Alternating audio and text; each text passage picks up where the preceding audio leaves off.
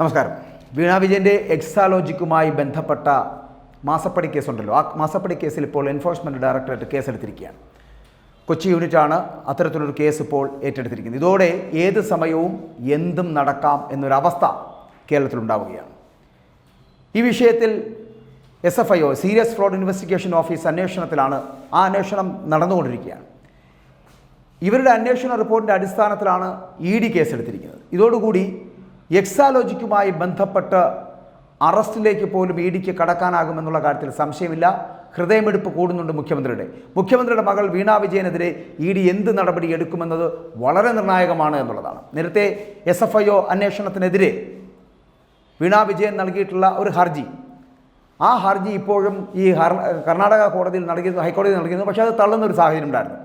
SFIOയുടെ അന്വേഷണം നേരിടുന്നവരെല്ലാം ED കേസിൻ്റെ പരിധിയിൽ വരുമെന്നുള്ള കാര്യത്തിൽ സംശയമില്ല. അതായത് വീണ വിജയനും ഈ കരിമണൽ കർത്തയും അടക്കമുള്ളവർ അവരെല്ലാവരും ഈ കേസിൻ്റെ ഭാഗമാകുമെന്നുള്ളതാണ്. വീണ വിജയൻ്റെ കമ്പനിയുമായി ഇടപാടുകൾ നടത്തിയവരും അന്വേഷണത്തിൻ്റെ പരിധിയിൽ വരുമെന്നുള്ളതുകൊണ്ട് അതുകൊണ്ട് തന്നെ അതിനിർണായകമാണ് ഈ കേസ് എന്നുള്ളതാണ്. വീണ വിജയനെ ED ചോദ്യം ചെയ്യുമോ എന്നത് വളരെ നിർണായകമായ ഒരു ഘട്ടത്തിലൂടെ കടന്നു പോവുകയാണ്. പൊതുമേഖലാ സ്ഥാപനമായിട്ടുള്ള KSIDCയിലേക്കും ED എത്തുന്നുണ്ട്. അതുകൊണ്ട് തന്നെ സംസ്ഥാന സർക്കാരിനും നിർണായകമായിട്ടുള്ള ദിവസങ്ങളാണ് ഈ കേസ് എന്ന് പറയപ്പെടുന്നത്. 10 ദിവസത്തിനുള്ളിൽ കേരളത്തിൽ നിർണായകമായിട്ടുള്ള നീക്കങ്ങൾ കേന്ദ്ര ഏജൻസി നടത്തുമെന്നുള്ള സൂചനകൾ പുറത്തു വന്നു കഴിഞ്ഞു. അതുകൊണ്ട് തന്നെ ഇതിനിടെയാണ് അപ്പോൾ പുതിയ നീക്കം നടന്നുകൊണ്ടിരിക്കുന്നത്. അപ്പോൾ വീണ വിജയൻ ഉൾപ്പെടുന്ന മാസപ്പടി കേസിൽ ആദായ നികുതി വകുപ്പിൻ്റെയും അന്വേഷണം ഉടൻ തന്നെ വരാൻ പോവുകയാണ്. അപ്പോൾ പ്രാഥമിക പരിശോധന നടത്തിയ ശേഷം നടപടികളിലേക്ക് കടക്കുകയാണ് ED ചെയ്യുന്നത്. ഈ EDയുടെ ഈ പ്രവർത്തനങ്ങൾ കൊച്ചി യൂണിറ്റിൽ ESR രജിസ്റ്റർ ചെയ്തു കഴിഞ്ഞിരിക്കുകയാണ്. അതുകൊണ്ട് തന്നെ ഇതിനൊപ്പമാണ് ഈ ആദായ നികുതി വകുപ്പ് ഇപ്പോൾ ആ വകുപ്പ് കൂടി EDയോടൊപ്പം ചേരുന്നത്. ലോക്സഭാ തെരഞ്ഞെടുപ്പ് പ്രഖ്യാപിച്ചിരിക്കുന്ന ഘട്ടത്തിൽ ആദായ നികുതി വകുപ്പ് ഈ കേസിലൊക്കെ ഇടപെടുന്നത് വലിയ രീതിയിലുള്ള രാഷ്ട്രീയ ചലനങ്ങൾ അതുണ്ടാക്കുവാനുള്ള സാധ്യത വലുതാണ്. വിശേഷിച്ചും നമുക്കറിയാമല്ലോ, ഈ കേന്ദ്ര ഏജൻസികളെ വിവിധ സംസ്ഥാനങ്ങളെ അടിച്ചമർത്താൻ വേണ്ടി കേന്ദ്രം ഉപയോഗിക്കുന്നു എന്ന ആരോപണം അത് കേരളം അടക്കം ഉന്നയിക്കുന്ന ഒരു സാഹചര്യത്തിലാണ് ഇത് തെരഞ്ഞെടുപ്പിലും ശക്തമായിട്ടുള്ള വിഷയമായി തീരും എന്നത് ഉറപ്പായിരിക്കുകയാണ്. അത്തരത്തിലുള്ള ഒരു സ്ഥിതിവിശേഷമാണ് ഉണ്ടായിക്കൊണ്ടിരിക്കുന്നത്.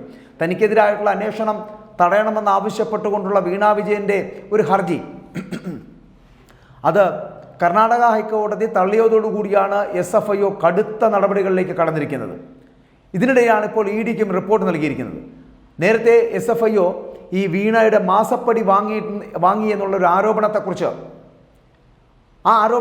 CMRLലും KSIDCയിലും നേരിട്ട് പോയി അന്വേഷണം നടത്തി റിപ്പോർട്ട് ഉണ്ടാക്കിയിരുന്നു. അതിനുശേഷം അന്വേഷണം തടയണമെന്ന് ആവശ്യപ്പെട്ടുകൊണ്ടുള്ള വീണയുടെ ഹർജി കർണാടക ഹൈക്കോടതി സിംഗിൾ ബെഞ്ച് തള്ളുന്നു. അത് തള്ളിയതോടുകൂടി CPMനും വീണ വിജയനും വലിയ തിരിച്ചടി ഉണ്ടാകുന്നു. ആ തിരിച്ചടിയോടുകൂടിയാണ് ചങ്കെടുപ്പ് കൂടുന്നത് എന്നാണ് ഞാൻ ആദ്യം സൂചിപ്പിച്ചത്. വീണ വിജയനെ ചോദ്യം ചെയ്തേക്കുമെന്നുള്ള സൂചനകൾ തന്നെയാണ് ഇപ്പോൾ വരുന്നത്. ഇതിനിടെയാണ് ഈ പുതിയ നീക്കം, EDയുടെ പുതിയ നീക്കം നടക്കുന്നത്. മുഖ്യമന്ത്രി പിണറായി വിജയനും ഇടത് സർക്കാരിനും എതിരെയുള്ള കേന്ദ്ര സർക്കാർ നടത്തുന്ന രാഷ്ട്രീയമായ വേട്ടയാടലാണ് വീണ വിജയനെതിരായിട്ടുള്ള അന്വേഷണമെന്നാണ് CPMൻ്റെ മുതിർന്ന നേതാക്കളടക്കം ആരോപിക്കുന്നത്. എന്നാൽ കേസിൽ ഹൈക്കോടതികളിൽ നിന്നും, അതായത് കേരളത്തിലെയും കർണാടകത്തിലെയും തുടർച്ചയായിട്ട് ഈ ഹൈക്കോടതികളിൽ നിന്ന് തിരിച്ചടി നേരിട്ടതോടുകൂടിയാണ് CPM വലിയ പ്രതിസന്ധിയിലേക്ക് എത്തിയിരിക്കുന്നത് എന്നുള്ളതാണ്.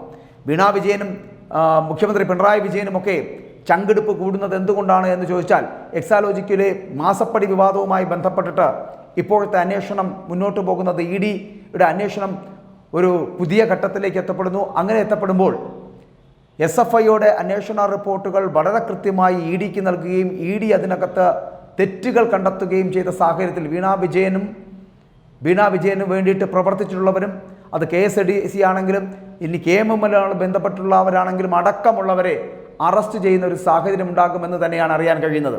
അപ്പോൾ റിപ്പോർട്ടുകൾ വളരെ കൃത്യമായിട്ടുള്ള തെളിവുകളുടെ അടിസ്ഥാനത്തിൽ ലഭിച്ച സാഹചര്യത്തിൽ വീണ വിജയനെ അടക്കം അറസ്റ്റ് ചെയ്യുന്ന കാര്യത്തിൽ ഒരു പുതിയ തീരുമാനത്തിലേക്ക് എത്തും. അതിന് രാഷ്ട്രീയപരമായിട്ടുള്ള എന്ത് കോളിളക്കങ്ങൾ കേരളത്തിൽ ഉണ്ടായാൽ പോലും അതിൽ നിന്ന് വ്യതിചലിക്കുന്ന ഒരു സ്വഭാവം അല്ലെങ്കിൽ ഒരു രീതി ഈ കേന്ദ്ര അന്വേഷണ ഏജൻസികൾക്കില്ല. അതുകൊണ്ട് തന്നെ തെരഞ്ഞെടുപ്പ് കാലമായാൽ കൂടിയും 10 ദിവസത്തിനുള്ളിൽ വീണ വിജയനെ അടക്കം ചോദ്യം ചെയ്യുന്നതിനും അറസ്റ്റ് ചെയ്യുന്നതിനുമുള്ള നീക്കം വളരെ കൃത്യമായി നടക്കും എന്നുള്ള കാര്യത്തിൽ സംശയമില്ല.